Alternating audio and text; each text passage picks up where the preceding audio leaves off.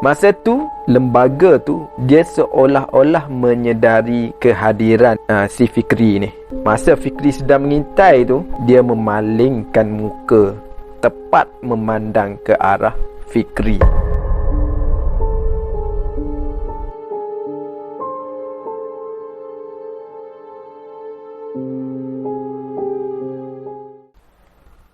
Bismillahirrahmanirrahim. Assalamualaikum warahmatullahi ta'ala wabarakatuh.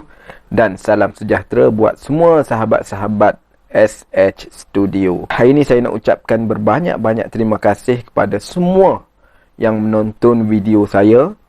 Saya doakan semoga sahabat-sahabat semua dimurahkan rezeki, diberi kesihatan yang baik serta dipermudahkan segala urusan. Terima kasih saya ucapkan dan saya sangat-sangat menghargainya. Okey, anda masih lagi bersama saya Samsul Hanif dan cerita kali ini adalah berkaitan dengan seorang pekerja RNR, rehat dan rawat di mana tak tahu, tak dinyatakan di sini. Pekerja RNR ini dia sebenarnya bekerja sebagai tukang cuci. Pada satu malam tu dia diganggu oleh makhluk yang berkain putih ketika mana dia sedang bertugas pada jam 3 pagi. Jadi untuk mengetahui cerita dia, kita kembali selepas ini. Sekarang kita layan intro dulu dan bacaan doa.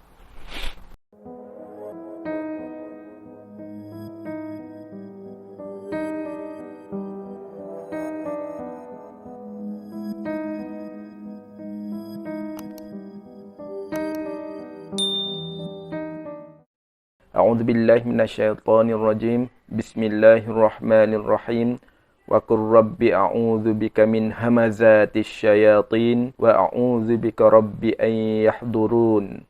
Artinya, wahai Tuhanku, aku berlindung kepadamu dari hasutan syaitan-syaitan dan aku berlindung kepadamu, wahai Tuhanku, supaya syaitan-syaitan itu tidak menghampiriku. Amin, amin, ya rabbal alamin. Cerita ini berlaku kepada seorang pelajar sebenarnya. Pelajar yang baru habis SPM. Nama dia Fikri. Nama watak dalam cerita ni lah, Fikri. Dia baru habis exam SPM. Jadi sementara dia nak menunggu keputusan SPM, dia cari kerja lah. Dan dapatlah kerja sebagai seorang tukang cuci di sebuah RNR. RNR ini tidak dinyatakan di mana. Jadi apabila dia dapat kerja sebagai tukang cuci di sebuah RNR, dia mulakan kerja. Jadi pada awal dia mulakan kerja tu tak ada apa-apa masalah dan dia pun sukalah dengan kerja dia. Semua tugasan yang diberi dia dapat selesaikan dengan elok sekali. Dan dia mengakui yang kerja ini dapat orang kata dapat membuatkan dia lebih berdikari dan lebih menghargai kebersihan di tempat awam. Fikri walaupun dia masih muda, tapi dia macam pekerja-pekerja lain, dia tak terlepas untuk ditugaskan untuk membuat kerja-kerja di sebelah malam. Jadi bukan kata dia muda dia boleh buat waktu siang, tak. Ada waktunya dia perlu bekerja ataupun bertugas di waktu malam. Pada mulanya si Fikri ni agak gusar lah, agak bimbang jugalah bila nak kerja pada waktu malam. Tapi bila dia dah cuba, dia dah try, lama kelamaan dia dah jadi biasa.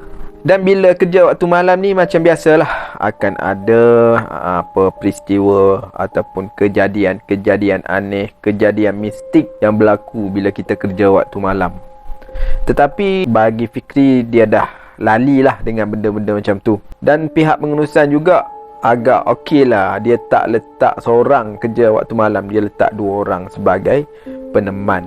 Jadi lega sikit lah. Kalau seorang diri rasanya susah juga tu. Kebiasaannya peristiwa-peristiwa aneh, kena gangguan apa semua ni berlaku apabila saat mereka nak mencuci tandas.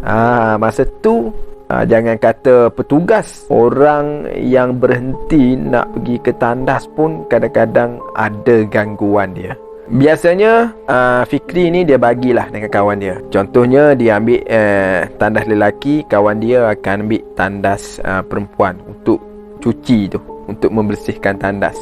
Dan kebiasaannya dia cuci tandas ni dia bukan sekali je. Dalam satu malam tu berkali-kali dia kena cuci tandas. Dia ada jadual dia lah. Mungkin 2-3 jam sekali ke, tak kira waktu tengah malam ke, lepas pukul 12 pun, kadang-kadang pukul 2-3 pagi pun mereka kena cuci tandas. Yang lepas pukul 12 malam tu yang agak seram sikit tu. Yang bawah pada pukul 12 tu okey lagi. Antara gangguan yang diterima oleh si Fikri ni dan rakan-rakan dia yang lain, tapi gangguan-gangguan ini dianggap sebagai biasalah, dah dianggap sebagai makanan lah. Sebab selalu terjadi. Antaranya dia dengar bunyi pancuran air, tempat orang mandi tu tiba-tiba terbuka air tu, macam ada orang mandi. Dan kadang-kadang bunyi hentakan pintu dengan kuat sekali, padahal tak ada orang pun. Itu antara gangguan yang mereka terima lah ketika mana mereka sedang membersihkan tandas pada suatu malam. Masa tu jam pukul 3 pagi. Di sinilah detiknya Fikri kena ganggu. Masa tu dia bertugas untuk mencuci tandas, tapi dia rasa nak kencing. Lepas tu dia kencing lah. Dia buang air kecil di tandas kubikel kan. Tandas yang kecil-kecil, yang tandas berdiri tu, kalau tak silap saya lah. Okey, dia buang air kecil kat situ. Tiba-tiba dia rasa macam ada benda tak kena. Dia rasa tengkuk dia ni tiba-tiba berdiri bulu roma. Masa dia tengah buang air kecil tu juga, tiba-tiba seluar dia juga basah.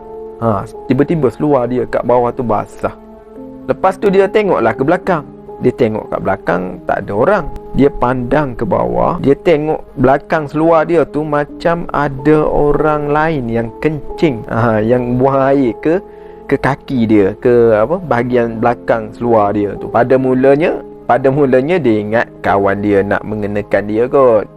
Pada mulanya. Tetapi bila dia tengok dongak ke atas, tak ada pun. Dia dah mula pelik dah. Tak ada orang, tetapi seluar dia basah. Jadi dia pun dah tak fikir panjang lagi lah, sebab dia dah rasa tak sedap hati dah. Dia terus keluar daripada tandas tu. Dia nak cari kawan dia lah. Pada masa tu dia terus keluar daripada tandas tu, dia macam tergamam, tak tahu nak buat apa. Dan keadaan masa tu memang sunyi sesunyi-sunyinya. Sebab ialah jam 3 pagi, memang sunyi lah. Lepas tu dia cubalah cari kawan dia, tapi tidak ada kelibat kawan dia pun kat situ pada waktu itu. Lepas tu dia cuba tenangkan diri dia sendiri. Sehingga dia rasa okey. Sebenarnya dia tak nak terbawa-bawa lah dengan perasaan takut tu. Jadi dia cuba tenangkan diri dia sendiri. Dan lepas tu dia rasa macam ada keberanian nak masuk balik ke dalam tandas tempat dia kencing tadi. Dia nak tengok lah sebenarnya apa yang berlaku sebenarnya. Dia nak tengok balik. Dia pun pergilah masuk balik. Dia slow-slow lah, dia mengintai slow-slow. Dia tak masuk macam tu je. Dia slow-slow. Dia pun hati-hati jugalah orang kata. Masa dia mengintai tu, dia dapat melihat satu susuk tubuh, satu lembaga yang sedang kencing di tempat yang dia kencing tu. Dia sedang menghadap. Kebetulan dia masuk tu, dia tengok betul-betul lembaga itu sedang kencing di tempat dia kencing dan menghadap ke sana lah. Maksudnya dia tengok tu dari arah belakang lah. Masa tu memang sangat-sangat menyeramkan lah, dia kata. Dia masih ingat lagi masa tu lembaga itu berambut panjang, memakai kain putih, kain kapan, dan kain tu dia macam ada kesan tanah lah. Masa tu lembaga tu dia seolah-olah menyedari kehadiran si Fikri ni. Masa Fikri sedang mengintai tu, dia memalingkan muka tepat memandang ke arah Fikri. Masa tu Fikri terus cabut lari. Dia memang tak sanggup nak tengok lagi lembaga tersebut. Fikri cabut lari mendapatkan rakan dia. Jadi akibat daripada peristiwa ini, Fikri demam selama seminggu. Dan disebabkan kejadian itu juga, Fikri mengambil keputusan untuk berhenti kerja sebagai tukang cuci di RNR. Jadi cerita dia tamat di sini. Bagi anda yang selalu menonton, yang sudah subscribe dan yang selalu menonton channel ini, saya ucapkan banyak-banyak terima kasih. Dan untuk kali ini, semoga video ini memberi manfaat untuk semua. Saya mohon undur diri dulu. Assalamualaikum warahmatullahi taala wabarakatuh.